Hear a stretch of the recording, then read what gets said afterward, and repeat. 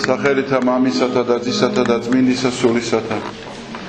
დღეს არის მეოთხე კვირა სულთმოფენობიდან და წავიკითხეთ სახარება, რომელშიც მოთხრობილი იყო ასის თავზე და მაცხოვრის ურთიერთობაზე.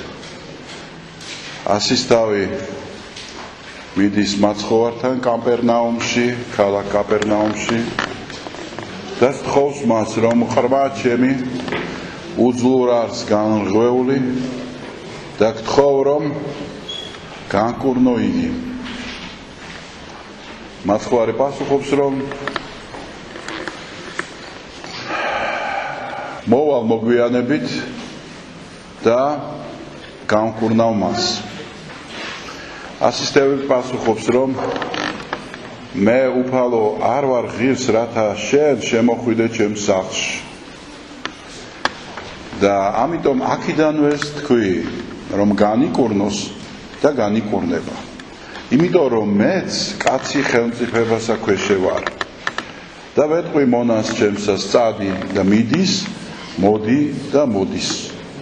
ასე რომ თქვი და განიკურნება ყრმა იგი. და მაცხოვარი ეუბნება, რომ გაოცებით ეუბნება, რომ არც მთელ ისრაელში მსგავსი სარწმუნოება არ მინახავს მე. და ეს კაცი იყო დამპყრობელი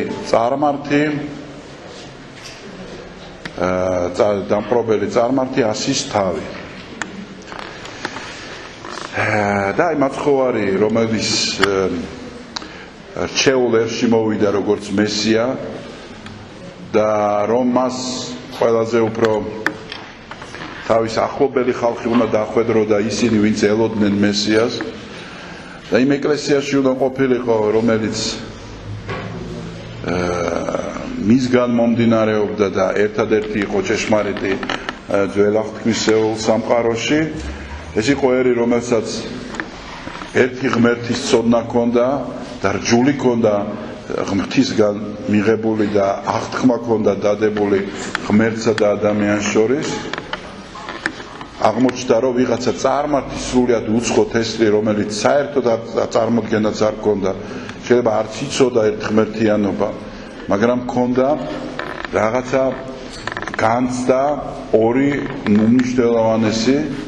ერთი არის სინანულის, რომელიც აქიდანვე ჩანს, რომ როცა ეუბნება, რომ არა ვარ ღირსი, რომ შენ შემოხვიდე და ეს ნიშნავს იმას, რომ მას წმინდად აღიარებდა და თვითონ უღირსად თავის თავს და მეორე, რომ მეცო ძალაუფლების მქონე ადამიანი ვარ.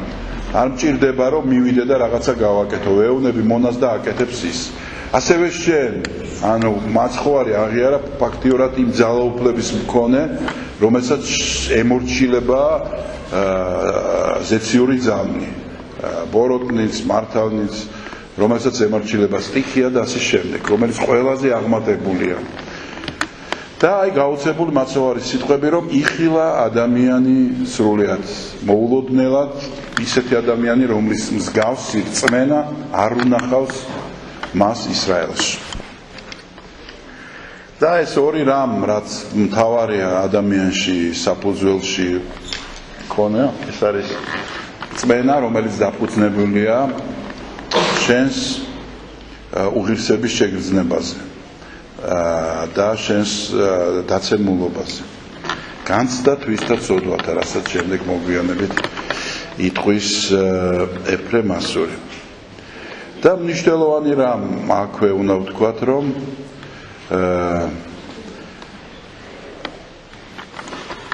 ეს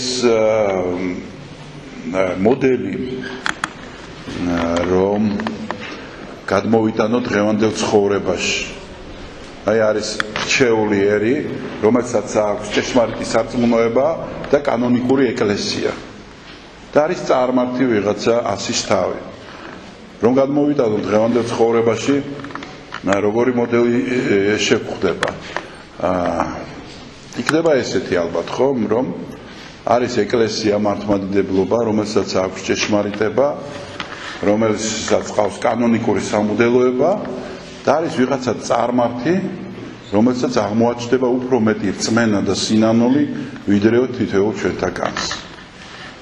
ალბათ სხვანაირად ვერ წარმოვიდგენთ ამას, თუ გვინდა რომ ჩვენ ადეკვატურები ვიყოთ სახარების შინაარსისა. იმიტომ რომ ზუსტად იგივე მოდელია, არაფრით არ განსხვავდება. თუმცა ზოგიერთები ამბობენ, რომ აქო ძველი ეკლესია იგულისხმებაო და არა ახალიო და ამიტომაც ამბობს მაცხოვარი, რომ დასავლეთიდან ვიდრე აღმოსავლეთიდან და ჩრდილოეთიდან ვიდრე სამხრეთამდე მოვა ხალხი, სრულიად წარმართი, უცნობი და ინახით იჯდნენ აბრაამისა, ისააკისა და იაკობისა თანა. ანუ ვიღაცა წარმართები მოვლენ, მაცხოვარი ამბობს და ისინი გაიხარებენ, ხოლო ძენი გისასუფევლისანი, რომლებიც რჩეულები იყვნენ, გავლენ გარეთ. აი ესეთ მოდელს გვაჩვენებს მაცხოვარი და ალბათ არაფერი დაშავდება იმით, რომ თუ ჩვენ დავდაბდებით, თავს დავხრით და ვიტყვით, რომ რწმენის აღმოჩენა შეიძლება სრულიად ჩვენთვის მოულოდნელ ადგილას და ადამიანებში. და ამას ვხედავთ ჩვენ მსოფლიო ისტორიის გამოცდილებით, ხომ? როცა გადავხედავთ სამყაროს და განსაკუთრებით ადამიანებს, რომლებსაც თავი გაუწირავთ ხვის გულისთვის, სხვა არაფერია თუ უფლის სიტყვების აღსრულება, შეგნებულად, შეუგნებლად უფლის სიტყვების აღსრულება, რომელმაც დადო სული თვისი ერთი ამ მცირეთაგანსის მას ყოს ყველაზე დიდი სიყვარული. ხო? ნუ ვინაიდან სიცოცხლე ეს არის ყველაზე ძვირფასი, რაც გააჩნია ადამიანს. და შენ თუ შეგიძლია რომ შეწიროს შენი სიცოცხლე და ამით სხვას გაუხანძლეოს სიცოცხლე, აღისრულებია საღვთო საქმე. და ალბათ არავინ არ მოკითხავს ესეთ ადამიანს, რამდენი მეტანი აქვს ცხოვრებაში გაკეთებული. ხო? იმიტომ რომ ყოველი მოქმედება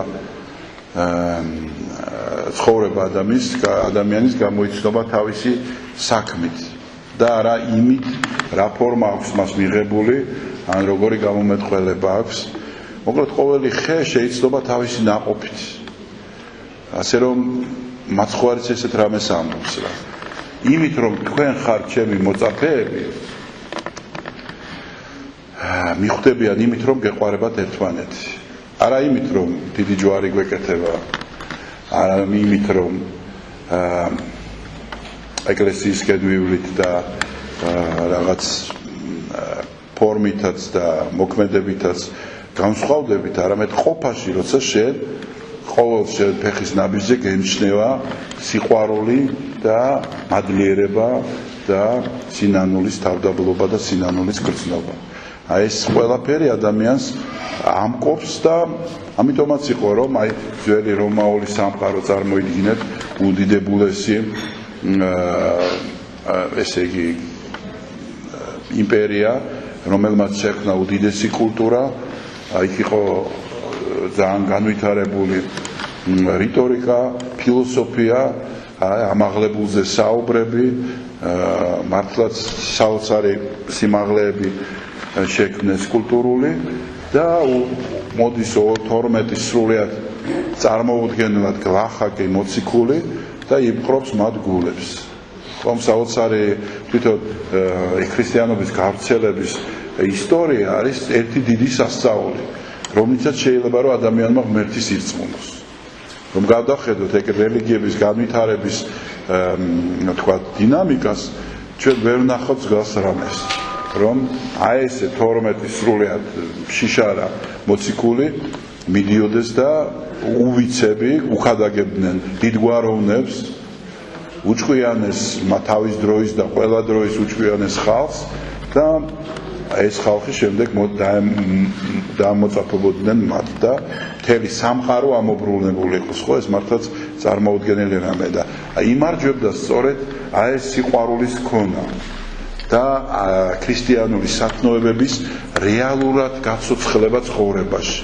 არა რაღაცა ჩვენ ხშირად როცა სახარებას ვკითხულობთ, მაშინ პოულობთ, როგორ უნდა ვამხილოთ ჩემი მეზობელი, მეგობარი, უცხო ადამიანი. ანუ სახარებას როცა ვკითხულობთ, ჩვენ თავზე კი არ არის, ვიღაც სხვაზეა, რომელსაც მეტიც დაუქნევ. აი რომ ვინ არ იქცევა სწორად და ჩავიხედავ სახარებაში და ვხედავ ვინ არ იქცევა სწორად. ანუ ჩვენი მიდგომაც უკვე სახარების მიმართ არის ხოლმე დამახინჯებული. და აქედან გამომდინარე არ ცოცხლდება ის ჩვენთვის, არამედ ის ცოცხლდება მაშინ, როცა სხვა უნდა ვამხილოთ და ასე შემდეგ. ამ დროს რეალურად სახარება იწერებოდა თითოეული ჩვენთაგანისთვის და ის რაც ვკითხულობთ, უნდა ვეცადოთ, რომ ცხოვრებაში გავატაროთ. ამ ასის თავს ჰქონდა კიდევ ერთი მნიშვნელოვანი რამ, რომ მას ჰქონდა არაწარმართული აღქმა ღმერთის. რას ნიშნავს არაწარმართული აღქმა ღმერთის? ესე იგი, ვიცით რომ წარმართებს აქვთ თავისი მიზნები ცხოვრებაში და რწმენა ჭირდება იმისთვის, რომ თავისი მიზანს მიაღწიოს. ამიტომ მას ჭირდება ჩხიბავი, მისანი, კურუმი, ნებისმიერი პერსონა, რომელსაც შეუძლია მიღმიურ ძალებთან ურთიერთობა, ეს მიდის თავისი სურვილებით და ამ სურვილებს უსრულებს, აი დღევანდელი ჯადოქრები რომ არსებობენ, ხო? მიყვარს ვიღაცა კაცი, გაუკეთე ჯადო, რომ გახდეს ჩემი ცოლი და ასე შემდეგ. ანუ ჩემი სურვილები უნდა შემისრულოს მე კურუმმა. აი რელიგიური აზროვნება არის შემდეგში, რომ შენ სურვილებს კი არ ასრულები ღმერთს, არამედ შენ ცდილობ რომ ღვთისნება აღასრულო. აი შეიძლება დღეს, შეიძლება კი არა, ესეც არის, რომ ქრისტიანებში გვაქვს სწორედ წარმართული აზროვნება, რომ ბევრი ჩვენთაგანი მოდის ეკლესიაში იმისთვის, რომ აღასრულოს თავისი ნება, რომ ღმერთი არ განურისხდეს, რომ ბავშვებმა არ იავამტყოფონ, რომ სამსახური კარგი იშოვოს, კარგად დაისვენოს და ასე შემდეგ. ანუ ის რაც მას ჭირდება თავის წარმოდგენაში ბედნიერებისთვის. მაგრამ სულ არ ჭირდება, რას ეუბნება ღმერთი მას პირადად, რას ელოდება მისგან ღმერთი. და აი ამ ასის თავისგან, სრულიად წარმართი ადამიანისგან, მათ ხოლმე სწორედ ეს დაინახა, რომ ესე იგი ის მზად იყო, რომ მას ემსახურა. ის მზად იყო, რომ მიეღო სამღვთონება და აღესრულებინა ეს. აი ესეთივე სამღვთონება, სწორედ რომ იყარებოდეთ ურთიერთას და ამას ახალ მცნებას გაძლევთ თქვენ. ახალი მცნება მოგცა მაცხოვარმა, რომ ამ სიყვარულში გამოვლინდეს მისი დამოკიდებულება ადამიანების მიმართ. და ამ საქმეში მაგალითის მიცემები ვარ თითოეული ჩვენთაგანი, მათ შორის ერის ხალხნიც და სამღვდელოება მით უმეტეს. და ძალიან სამწუხაროა, როცა ამასიდან ერთი სასულიერო პირი ამბობდა, რომ მართლმადიდებლებს აქვს სხვა სახე და სხვა აღმსარებლობის მქონე ადამიანებს აქვს სხვა სახე. რომ მართლმადიდებლებს აქვს სხვანაირი სამღვთო სახე და იმათ აქვს ეშმაკეული სახე. ანუ ლაპარაკია, რომ არათუ წმინდანზე, რომელმაც მართლა განიღმრთო ბუნება და მართლა სხვა სახის მქონეა, არამედ მართლმადიდებელზე. ანუ ვინც მოინათლა, იმას უკვე სხვა სახე აქვს. ვინც არ მოინათლა, ის უკვე ეშმაკეულია და მასში არაფერი სიკეთე აღარ არის. და აი სახარების ეს ნაწილი სწორედ საპირისპიროს გვასწავლის, რომ ესე დანახული სამყარო, როგორც ამ სასულიერო პირმა დაინახა, გავს სწორედ ებრაელების ძველ აღთქმაში დანახულ სამყაროს, როცა იძახდნენ, რომ აი ამ წარმართებთან, არა თუ არ მივა, არამედ არც დაველაპარაკებ. და მასამ არც პულს გავიღებ, იმიტომ რომ ისინი არიან ეშმაკეულები. გახსოვთ ალბათ, როცა ეუბნებოდნენ, ჩვენ მოსეში თავმავალი ხარ. შენ ვინა ხარ ვიღაცა წარმართი, მოდი ხარ აქ და ჭკუას მასწავლე. და რეალურად დავინახეთ, რომ მაცხოვარი სწორედ ამ წარმართებთან მიდიოდა. კაპერნაუმი ესეთი ნახევრად წარმართული ქალაქი იყო. და იერუსალიმი, რომელშიც უნდა ელოდნენ მართლა მაცხოვარს, ჯვარსაცვეს ის. ასე რომ ეს ყოველთვის უნდა გვახსოვდეს ჩვენ, რომ ჩვენ არაფრით არ განსხვავდებით სხვა ადამიანებისგან, გარდა ჩვენი საქმისა. თუ საქმე გვექნება, მაშინ შეიძლება რომ თქვათ, რომ ეს საქმე აღმატებული იყო, მაგრამ თუ საქმე არ აქვს და უბრალოდ სახელი გვქვია რაღაცა, ამით ჩვენი არც სახე შეიცვლება და არც მომავალში რამე კეთილს უნდა ველოდეთ და დამოკიდებულებაც ალბათ სამყაროსადმი უნდა გქონდეს ისეთი, როგორიც ჰქონდა მეწაღეს, რომელიც ცხოვრობდა ალექსანდრიაში და ანტონი დიდი მივიდა ღვთისგან დავალებით, რომ გაეგო რა სათნოება ჰქონდა მას, ისეთი, რომელიც აღემატებოდა ანტონი დიდის სათნოებას. და თქვენ იცით, რომ ანტონი დიდი არის ბერობის დამაარსებელი, პირველი ბერი, რომელიც ეგვიპტის უდაბნოში მიდის, ტოვებს ყველაფერს და იქ მოღვაწეობს. და აი უკვე მოღვაწეობის პიკში, როცა იმყოფებოდა, ღმერთს ეტყვის, რომ თუ არის კიდევ ვინმე ჩემნაირი, რომ მივიდე და გავესაუბრო. და აი ღმერთი გაუშვებს და ეტყვის, რომ წადი ეგრე ალექსანდრიაში, ერთი მეწაღია, ცოლშვილი არის და ის შენზე დიდია.